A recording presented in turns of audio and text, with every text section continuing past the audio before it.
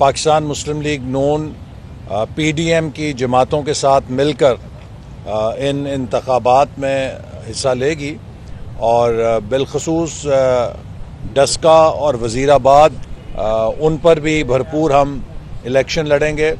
इसी तरह नौशहरा की एक सीट है जिसमें कि हमारे उम्मीदवार रनर अप थे पिछले 2 इलेक्शंस में।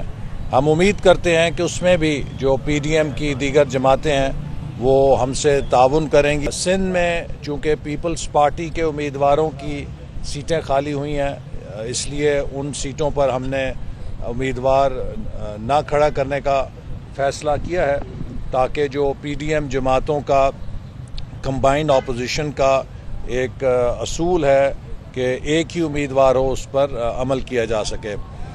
इस वक्त पाकिस्तान के अंदर जो सूरत हाल है उसमें ये ज़िमनी इलेक्शन हुकूमत के ख़िलाफ़ इंशाल्लाह रेफरेंडम साबित होंगे और पाकिस्तान के अवाम अपने वोट के ज़रिए भी साबित करेंगे कि अब वो इस हुकूमत को मुस्तरद कर चुके हैं। ये नालायक थे, ये नाकाम थे, ये नाअहल थे, लेकिन कौम ने ये भी देख लिया है कि ये संगदिल भी हैं।